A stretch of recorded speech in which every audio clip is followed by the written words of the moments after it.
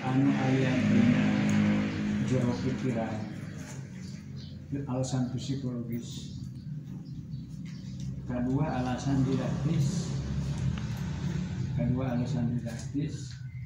lantaran hayang naon teh ngidamkeun aspek pendidikan gitu kan.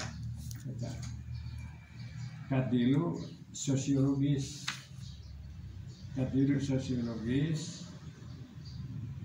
tanggung jawab moral ke masyarakat.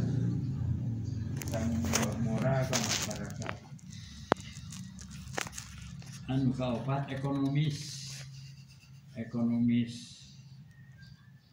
menangkan keuntungan tina nulis. Kaopat nu kalima estetis ieu mah menangkan aspek keindahan. Jadi aya 5 alasan naon sababna hayang jadi pengarang cenah.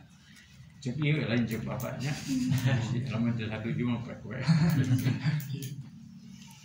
Dan tapi cenah eta teh nu 5 teh ditangtukeunana teh bakat jeung pembawaan. Bakat aya bakat atau pembawaan eta nu nangtukeun cenah. Bapak mah teu satuju eta teh. Teu satujuna teh kieu naha ujug-ujug bakat pembawaan. Disebut aya bakat teh kan namun bisa nulis puisi ban. Bener.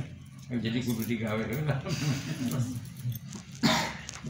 Tapi dirinya disebut nu ditantukeun nu nangtukeun teh cenah bakat jeung pembawaan.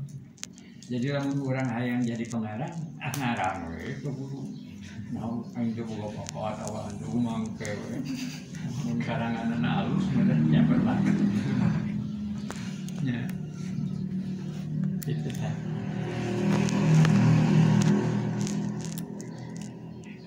Lamun ningali budak anu alasan psikologis nya, ini alasan psikologis ti budak oge geus kaceuri. Sok nyieunnan eta geuning naon teh? Buku harian sabeuna geus kaceuri yen aya naon aya karep gitu. Ngungkap nyatet perasaan psikologis gitu. Bahwa jadi pengarang atau